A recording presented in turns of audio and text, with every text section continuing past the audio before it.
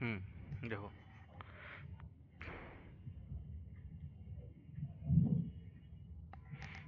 कहता है in given figure A equal to B C, A equal to B C, यानी ये वाला पार्ट हो गया किसके, इसके बराबर। ठीक है, A equal to parallel B C भी है, यानी ये लाइन भाई ये लाइन पैरेलल भी होगी, चलो ठीक। And three side A B C D E D, A B E C D, C D हो गई ये दिया हुआ, ये बराबर है और इक्वल।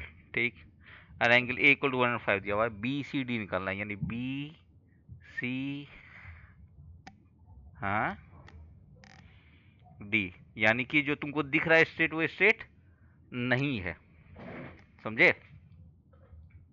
Yes sir. हाँ, अगर क्या ये स्ट्रेट नहीं है भाई, ये अगर ऐसा फिगर तुमको दिख रहा है तो ये स्ट्रेट तो नहीं है। ओके देखो समझो बात को। तो फिगर आई थिंक कुछ ऐसा होगा, ये फिगर थोड़ा गड़बड़ है, लाइक ऐसा। ठीक, तो अब समझो बात को, ये वाला पार्ट यस इसके सर। बराबर है, ये वाला पार्ट इसके बराबर है। जब ये लाइन पैरेलल है और ईसी का कहीं चर्चा दिया हुआ नहीं है, हालांकि ईसी हमको लगता है क्वेश्चन में नहीं है, कहीं ईसी क्वेश्चन में नहीं है, तो ये लाइन जो है ना एक्चुअली पैरेलल ड्रॉ किया गया है, समझे। इस लाइन का क्वेश्चन में नहीं होगा, ये मिसप्रिंट है, ये लाइन को पैरेलल ड्रॉ किया गया किसके, इसके। ठीक, और जब इसके पैरेलल ड्रॉ किया जाएगा तो ये क्या हो जाएगा, ये दोनों लाइन आपस में पैरेलल होगा भी ये, कारण देखो समझो, ये लाइन और ये लाइन क्या दिया हुआ है, पैरेलल दिया हुआ है, पैरेलल इक्वल दिया हुआ ना, A equal to B C. Yes sir. और पैरेललोग्राम का प्रॉपर्टी क्या होता है कि अगर कोई दो साइड यानी अपोजिट साइड इक्वल हो जाए और पैरेलल हो जाए, यानी ये साइड इक्वल हो जाए और पैरेलल हो जाए, तो जो शेप बनेगा पैरेललोग्राम का बनेगा। ठीक, यानी A yes sir. E C D, A E C D,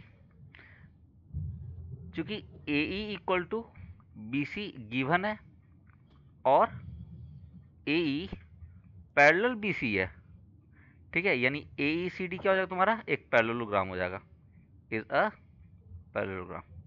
ठीक है, ओके। अब जब पैरेललोग्राम बन गया तो यानी ये एंगल 105 है, तो ये एंगल भी क्या होगा तुम्हारा 105। 105। ओके, और ये वाला साइड इस साइड के तो बराबर है, यस सर। काहे, ये साइड इसके बराबर है, क्योंकि पैरेललोग्राम बन गया तो opposite side are equal. Yes अब सर। क्वेश्चन में कह रहा है क्या, ये साइड और ये साइड आपस में बराबर है, तो जब ये इसके बराबर है और ये इसके बराबर है, यानी अगर हम कहें A B sorry A D equal to E C parallelogram से, और क्वेश्चन कह रहा है क्या, A D equal to E D, A D दो हो गया, सॉरी सॉरी ये बी है, ये देखो शेप में कुछ गड़बड़ हो गया है। यहाँ नेमिंग गड़बड़ हो गया है, ए ई सी बी होना चाहिए, और तो बाकी सब यहाँ भी होना चाहिए। ठीक, हाँ, यानी A B equal to E C and A D, A sorry A, हाँ ए यहाँ भी बी होगा, बी इक्वल टू क्या, ई डी। देखो ए बी इक्वल है, यानी ई सी इक्वल टू क्या होगा, यस सर। ई डी होगा। डी। क्लियर है कि फिर से बना दे। क्या क्लियर है?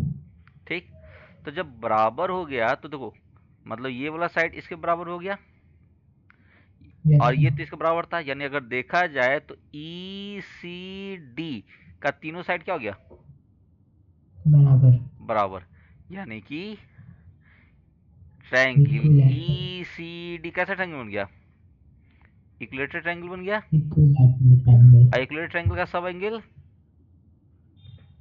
60 डिग्री। 60 डिग्री, यानी कि ये एंगल कितना हो गया 60 डिग्री, यानी कि angle B C D equal to क्या हो जाएगा, angle B C E plus angle E C D है कि नहीं? Yes sir. और बी सी ई कितना है भाई? 105। और ई सी डी कितना निकाले हम लोग? 60। तो टोटल कितना? 1। 165। कोई दिक्कत?